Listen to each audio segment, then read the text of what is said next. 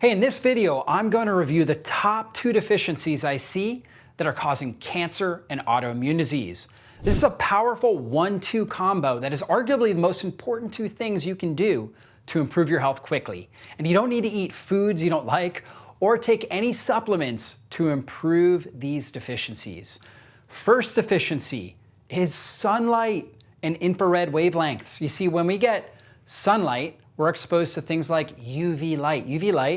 UVA, UVB. UVB helps stimulate vitamin D, which has been studied to be a pro-hormone and play a critical role in balancing the immune system and reducing inflammation. Vitamin D across the board is one of the most well-studied nutrients for keeping inflammation under control, reducing your risk of autoimmune conditions, cancer, heart disease, neurodegeneration. And what is the #1 source of vitamin D? It's not a supplement, it's actually the sun, UVB rays. That's how our ancestors optimized their vitamin D levels. Whenever I see people with cancer and autoimmune disease, I would say 80% of the time, they're very, very deficient in vitamin D. Now, supplements can be helpful, but the best thing to raise your vitamin D levels is get good, high quality sun exposure in the middle of the day, right? That UVB ray will get into your skin, will activate your mitochondria, and will help with the vitamin D synthesis. Now, what else do you get from sunlight? You get red light, which activates cytochrome C oxidase and increases cellular energy production. This cytochrome C oxidase enzyme, it's the terminal enzyme of the mitochondrial electron transport chain. It's responsible for transferring electrons from cytochrome C to oxygen and ultimately to contribute to ATP, which is cellular energy. If you want to have more energy, you need to get that red light exposure. When is red light high? Sunrise and sunset. You also, at those periods of time, you also have infrared light very high as well. Now, infrared is going to be all throughout the day, but especially higher in the morning and in the evening. Infrared helps activate nitric oxide in your bloodstream for better circulation and oxygenation. That means you get better oxygenation to the deep tissues of your body. The more oxygen and nutrients that you're getting into those cells, the better they're going to be able to burn fat for fuel and do their desired function. Also, infrared helps stimulate mitochondrial melatonin production. Now, we think about melatonin as our sleep hormone, right? And it is pineal gland melatonin. So we have a gland in our brain called the pineal gland that releases melatonin at night for us to go to sleep. More on that to come. But in our mitochondria, we also produce melatonin, and it is the most powerful endogenous antioxidant from mitochondria. Endogenous means we internally produce it. So we produce it ourselves. However, we're producing it in response to infrared wavelengths. They literally are like the key in the lock, right? Opening up the door for melatonin to be produced and to clean up all the oxidative stress in the mitochondria. That makes our mitochondria stronger and more stress resilient. And ultimately, the quality of our life, the risk of us getting chronic disease goes down significantly. The quality of life goes up when we have stronger, more stress resilient mitochondria. So we need to protect the mitochondria. And the melatonin, not only is it a powerful antioxidant in there, but it also activates antioxidants like superoxide dismutase as well as glutathione peroxidase. So that's key. We need to be getting in the sun, okay? And there's actually an ancient proverb that says, if you want to have great energy during the day, watch the sunrise. And if you want to sleep well at night, watch the sunset. Why? Because we get the red and the infrared light, right? Those wavelengths are so healing and therapeutic for our body. The one caveat with the sun is don't get sunburned, right? So go out, get your UV light, just don't get too much to where you burn from the sun. A little bit of light pinkening or tanning, really good. That's actually a sign that you're getting enough, right? Good quality sun exposure and getting the vitamin D absorption, but again, you don't want to be sunburned. So that's the #1 deficiency is sunlight, right? #2 is darkness. That's right. Most people are deficient in darkness, okay? And darkness is to the body what vitamin D is to the body. We know that blue light exposure at night, so all your bright lights, all of those things are actually known carcinogens. That means we know, research has shown, we know they increase your risk of cancer when you're exposed to these bright blue lights at night. Why? Because they're telling your brain it's daytime when it's really nighttime. It throws off your circadian rhythm. You see, blue light, puts a brake on your pineal gland's ability to produce melatonin.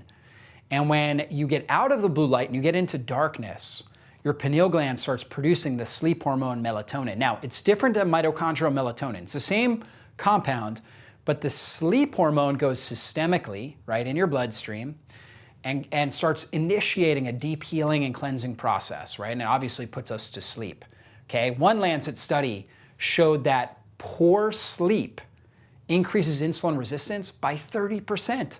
So our blood sugar metabolic health takes a huge hit when we don't sleep well. And you've probably experienced it. You've had a bad night's sleep, you had more cravings that day, you didn't eat as well because you were more insulin resistant, okay? And you had more inflammation in your body. And therefore you were making worse choices when it came to your nutrition. So sleep is super key, getting darkness to activate that pineal gland melatonin level so we can sleep well is key for something called lymphatic drainage. This is when we drain and detoxify our brain. So our lymphatic system is like our immune/lymphatic system of the brain. And so we get rid of all the metabolic waste in our brain when we're sleeping well at night. If you're not sleeping well, it dramatically increases your risk of developing neurodegenerative conditions. That means dementia, Alzheimer's, Parkinson's disease, because you get increased amount of metabolic waste sitting in your brain tissues, driving up inflammation, damaging and poisoning the mitochondria, and ultimately that's going to result in poor function. Also, it increases your risk of depression, of anxiety, and different mood disorders. So sleep is really key for brain health, but also it activates human growth hormone. And growth hormone is our quintessential anti-aging hormone. It helps us burn fat for fuel. It helps us preserve lean body tissue, bone tissue, right? If you're concerned about osteoporosis, osteomalacia, growth hormone is key for preserving bone tissue as well as muscle tissue. The better sleep we get, the better we recover and heal. Believe it or not, having a really strong, fit body is not just about exercise, not just about lifting weight. We actually do the best healing and growth of our muscles at night when we're sleeping if we have enough growth hormone. And that also turns on more fat burning and more mitochondrial biogenesis, meaning we get more mitochondria in the cells of our body. And more mitochondria means more cellular energy. That means better energy, better mental clarity, and better fat burning. So guys, we gotta watch the sunrise, watch the sunset. That's one of the most powerful things you can do for your health. At night, dim your lights. Now, watching sunrise and sunset actually sets your circadian rhythm. When you watch the sunrise in the morning, it activates cortisol and stress hormones and tells your brain, okay, it's daytime now. That means in roughly 12 hours or so, it's gonna be nighttime, and that's gonna be when I need to go to sleep, right? So watching the sunrise really helps with that. At night, after sunset, dim your lights, okay? Watch the sunset, you get your red, infrared light, go outside. Right after that, make sure all the lights in your house are dimmed or turned off. I mean, if you just wanna have fire or candlelight, that's great, right?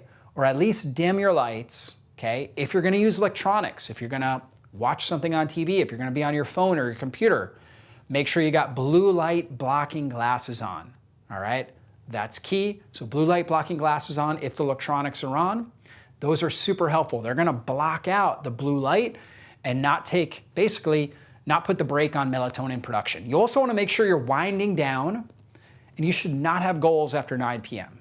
So I always make sure, okay, no goals after 9 p.m. I've got my kids down. I'm not on my email working or doing anything like that. I'm ready to relax. I might have a conversation with my spouse, my wife, or I might be reading a book, right? With very dim light or candlelight, okay?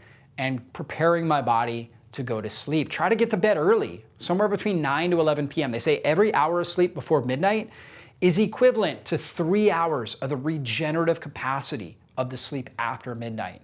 So try to get to bed early if your schedule allows. Do everything you can to protect really good quality sleep. Make sure you got a dark room, okay? I like a dark room. I don't like blackout shades unless for some reason there's like a lot of light coming in at night, like a street light or something. Otherwise, I like to be able to wake up to the sunrise, right? So I want a dark room, but I still want the sunlight to come in. and that's a perfect time to wake up. That's when you actually, a good healthy circadian rhythm wakes up with the early morning sun, okay? That's a sign you have a really good healthy circadian rhythm. So you want a little bit of sunlight to be able to come in if possible, okay? But other than that, you want your room to be as dark as possible. I also recommend an eye mask. It's one of the best things. Every time I turn somebody on to wearing an eye mask at night, it takes a little bit getting used to. A lot of people are not used to something or on their face or over their eyes at night. But after a night or two, you get used to it, and it makes a huge difference in your sleep quality. If you're checking your sleep using an Oura ring or something like that, you'll notice you have better deep and REM sleep. And that's when you really do the best fat burning, brain detoxifying benefits during deep and REM sleep. You want to keep your room cool, ideally somewhere between 65 to 68 degrees. So turn on the air conditioning, have an overhead fan.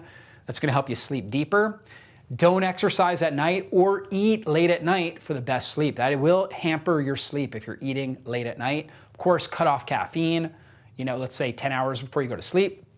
Make sure you've cut off your caffeine usage as well, and that will really help. Now again, that ancient proverb says, watch the sunrise if you want to have great energy, and watch the sunset if you want to have great sleep at night. That right there is a huge truism. And if you start doing this, you're going to address your sunlight, the sunlight deficiency as well as a darkness deficiency. That if you address those two deficiencies, that will significantly reduce your risk of developing chronic inflammatory conditions like cancer, heart disease, as well as diabetes and autoimmune conditions, and give you better energy, better mental clarity, better fat burning, right? And really more mojo so you can thrive in life. So please share this video with somebody you know and you care about. Comment below as well. If you have any questions, we'd love to know your experience with this as well. And we'll see you in a future video. Be blessed.